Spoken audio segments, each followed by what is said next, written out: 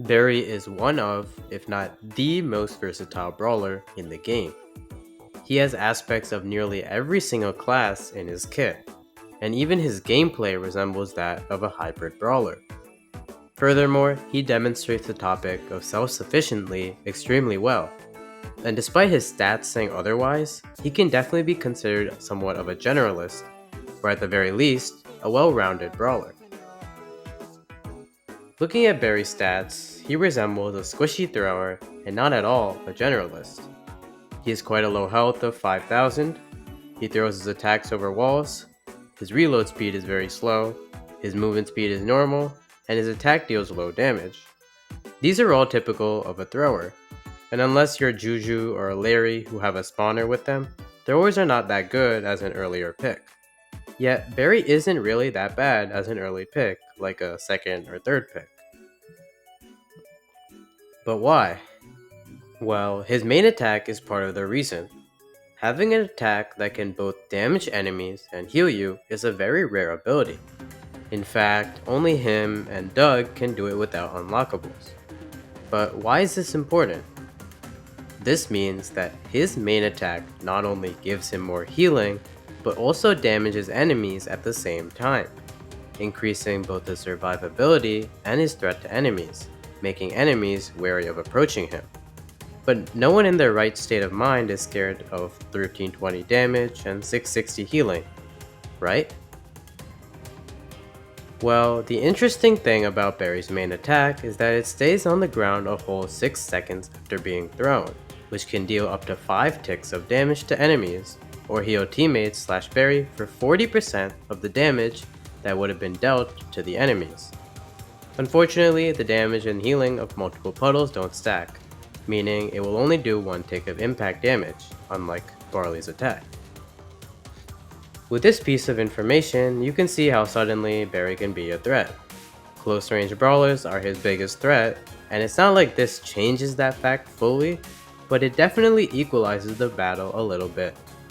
If he throws several attacks near himself, he can force the enemy to stay back or get cooked, while also healing himself in case the enemy gets too close. Obviously, this is a good help for him, but it's not enough, as a Drake hater once said. So what else does Barry have for his self-sufficiency? And if you don't know what self-sufficiency is, it's basically the concept that every single brawler should theoretically be able to win, or at least put up a fight against every other brawler. But anyway, Barry has his super for his self-sufficiency. Barry's super does multiple things for him. It deals a large amount of damage, allows him to get away from the threat, and allows him to stop people from following him. It deals 3040 damage, which in combination with some hits from his main attack, can deal a lot of damage and take down a lot of assassins that could kill him. Furthermore, his super allows him an escape tool, getting a good distance away from the threat, which can be important against, for example, an Edgar or Fang super. Finally, the super creates puddles following the super's path, so even if an enemy wanted to catch up to you, they would take a severe amount of damage. And all of this is not even considering the healing that Barry gets from it. But that's not all, as Barry also has a gadget to help with self-sufficiency. Barry's first gadget, Friendship is Great, sees Barry knock back enemies and heal himself and teammates near him for 1000 health.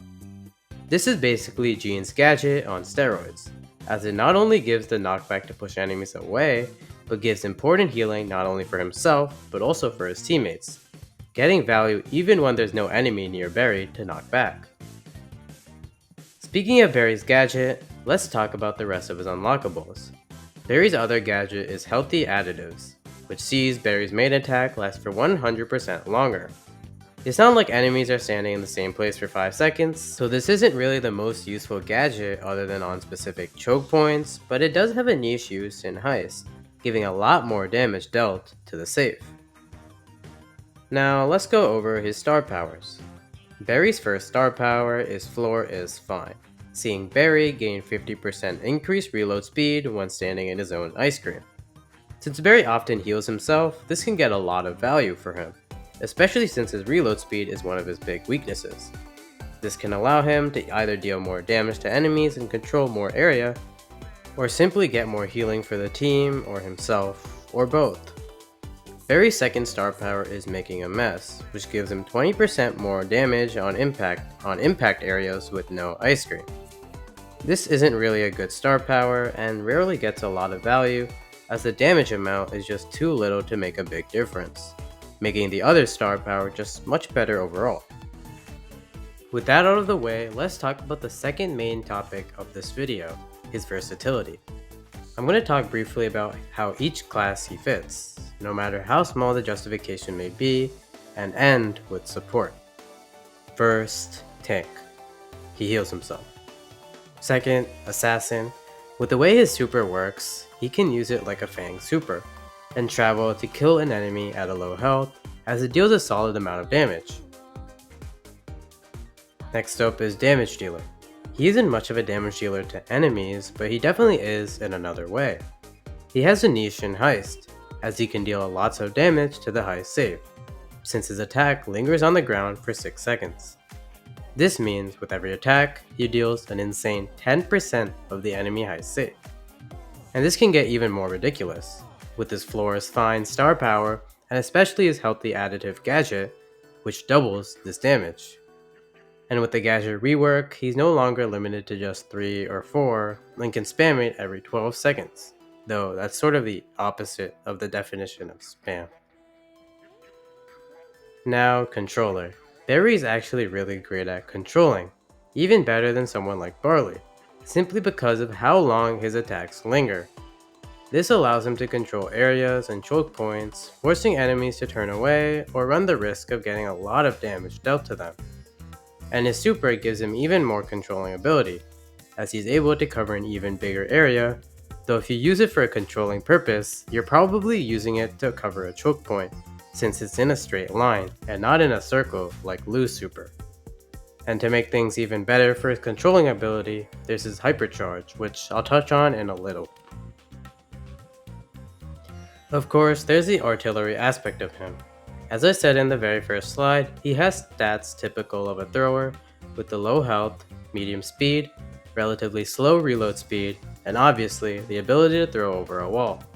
And in game, he plays a lot like a thrower, but since his range is so low, and like I said earlier, he has a better time dealing against his weaknesses than other throwers, he's often out in the open more than the other throwers. And no, that's not a reference to the map.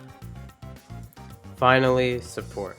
Many of you put shame to a support classification, so make sure you heal your teammates instead of your opponents. But seriously, he's a very underrated healer.